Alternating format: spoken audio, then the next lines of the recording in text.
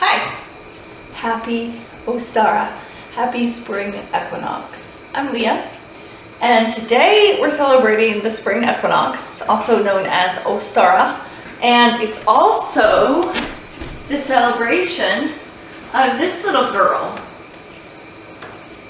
Her hair is stuck on her sister. Her name, I always called her Sarah since I've had her since I was a little kid. But her name now is Eva Ostara Sarah. We call her Sarah as a nickname. So today we're celebrating her. And these are the other friends that have come to the party. We have Piggy and Molly and Harry, and this is Peter. These are all dolls that I've had since I was a child.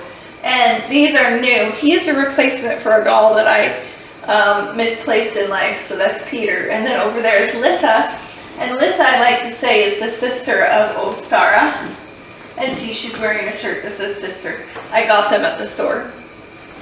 Just for them. And I got, this is Sarah's new little birthday outfit that I got for her. So we're going to be making graham cracker brownies, which is a special family recipe. And I am in the process of boiling some eggs for deviled eggs, which are yummy. I know that this is a doll.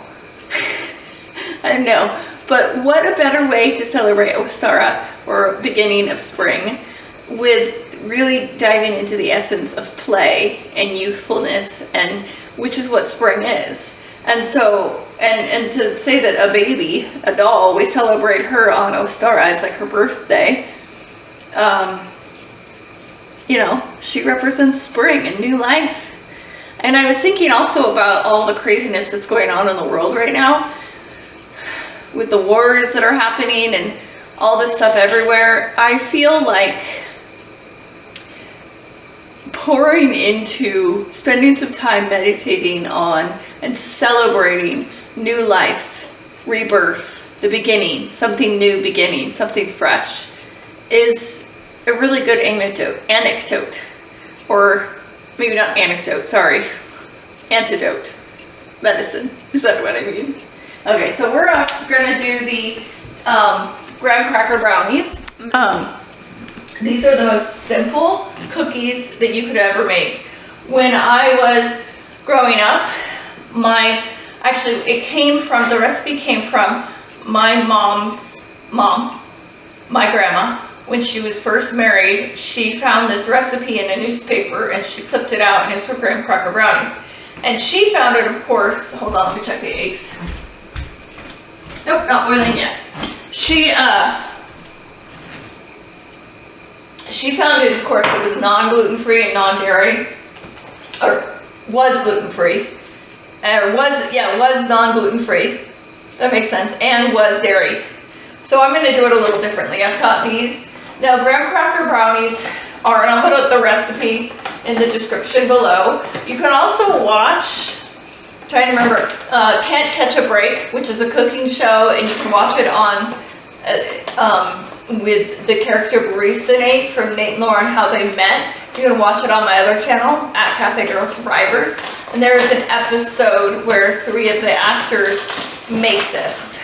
But in the actual recipe, when it's non-gluten-free, when it's actual regular stuff, they do like 1 pack, like, you know, they come in little packs, 1 pack of graham crackers, and then like 2 extra from the second pack, and that's it. But these are different, so I have to kind of be creative.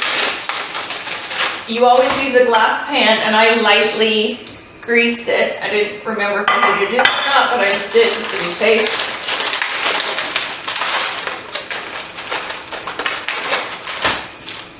You put them in here. Usually you'd have like a mallet, like a cookie mallet for this part. They all go in there. These are so good. They became like not only like passed down from, you know, all the kids, all my grandma's kids, and then all the kids made them. And they taught them to their kids, and then the kids, and so then all of us cousins started making them, and then as the cousins have had, all the, you know, the grandkids have had, not great kids, it's been taught to them, so it's like family knows these cookies, which is cool. So now I'm giving the recipe to you. So shh. There are, you could call them Grandma's cookies or Margaret Ann's cookies. Margaret Ann's graham cracker brownies. Those are what I'm going to call them. In memory of my grandma, who was one of the most beautiful women on the face of this planet. So I'm going to do like that much because they're small.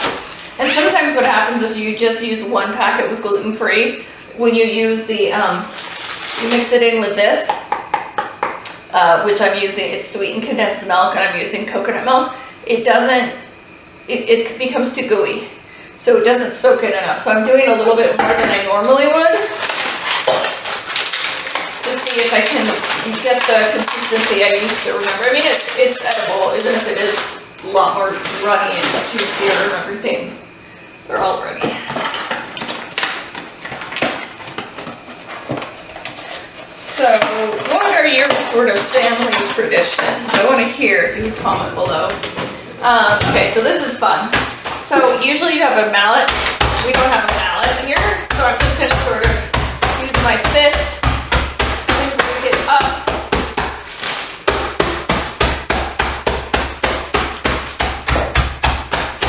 After we make the cookies and the eggs, we are going to, I touched my nose there, but it's in the bag, so I will wash my hands. We're going to, we have a little craft project because it's a birthday party, right? So we're going to do a little painting, and I got some presents for her. That's going to be fun. And then we're going to have some nice dinner later. You gotta have fun in life, right? Usefulness. Okay, you put them in the bowl.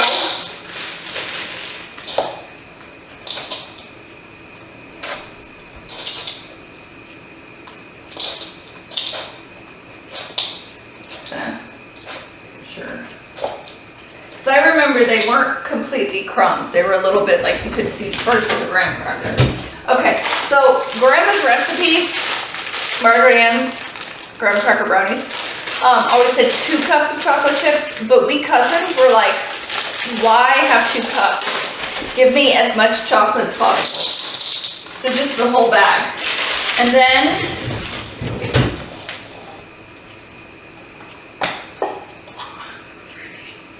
oh, this is like not, this is like frozen? Sweetened condensed milk, and it's frozen. All right. Oh wow, condensed dairy milk and Thai iced tea, cool. So yeah, I'm gonna get a spoon and sort of figure something out. Never have I seen, maybe because it's coconut? Okay, I'm mixing it. There we go. I just needed to mix it up a bit.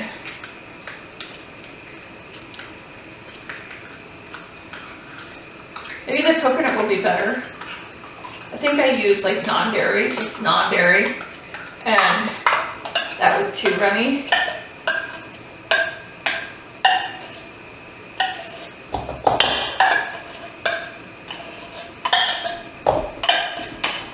It is so good.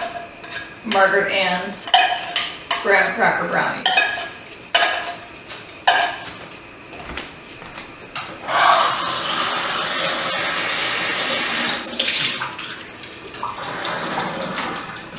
And then I'm gonna just mix it. Okay. I'm gonna mix it up really well.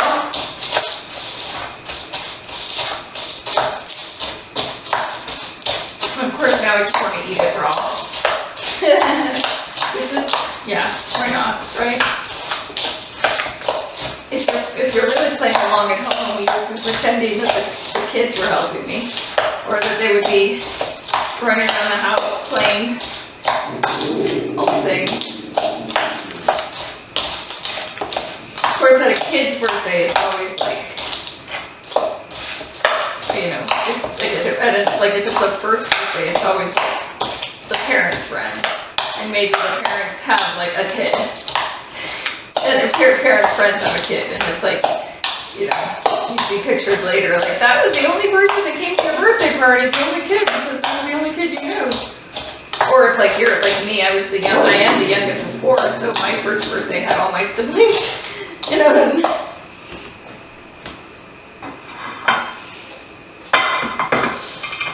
Just put it in there.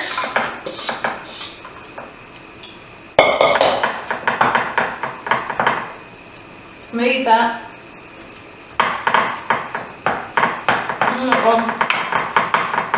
It's gonna be good.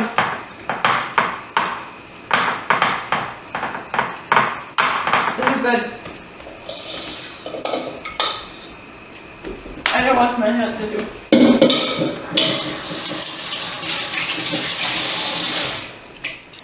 Okay, so that is the cookies all mixed up. You mix them all up, the chocolate chips, the graham crackers, and the condensed milk, and put it in a glass pan, and then you heat the oven for 325, preheat the oven to 325, and you bake it starting around 10 minutes, and that should be it. So for the few minutes that we have left before the cookies are done, we're gonna open presents. So I bought something for Litha, because you always have to buy something for the big sister when it's on. So first of all, the first thing for baby Ostara, for Sarah, a new bathing suit, her very own. Oh, it's gonna be so cute. It's gonna be so perfect on her. And then for Litha, these are all the friends that are here to celebrate.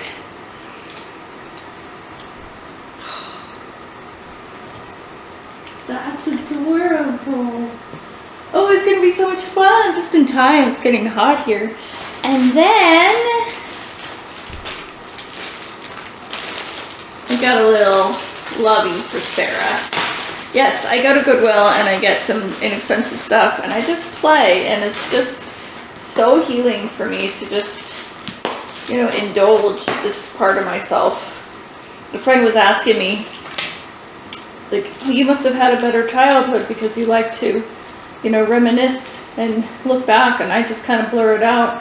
And I was like, not necessarily. For me, it's just being on my healing journey. It's been really about reclaiming the parts of me that are, that were good, that reclaiming that part of me and healing it and working through it. And so this is for Sarah. Here you go, Sarah. Here you go. It's a little toy. Little soft toy. Yeah. You get stuck on that.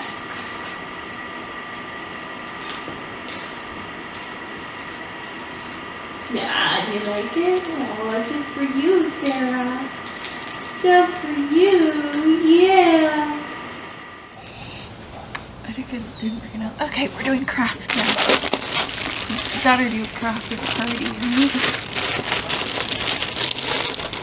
I got this for Christmas from my partner. I think you see a dog in the room. That's Sophie. You know, it's pretty. It's like a little space guy and a cat. And it comes in 2 different things.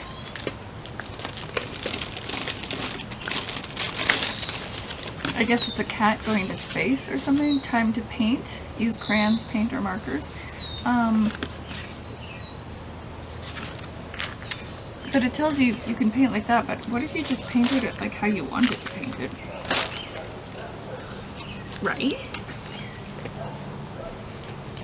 So there's a little space guy, and it would be kind of cool. I wonder if I could just like put these in my garden or somewhere out the yard now that spring is, because that's kind of springy. That's another reason why I wanted to like do a craft, because it's kind of nice and do some kind of art. I'm thinking about, I've been taking myself through math.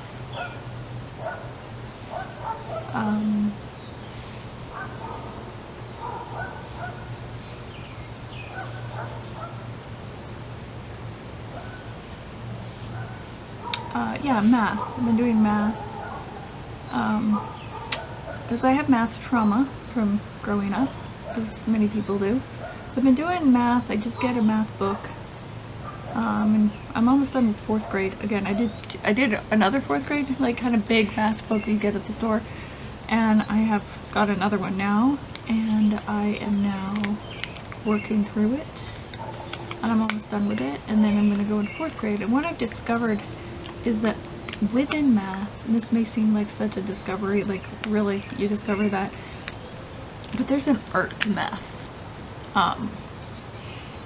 And that's something I never really knew when I was growing up and having to take it as a kid and stuff. So, I don't know, it's knowing that and then trying to dabble in doing art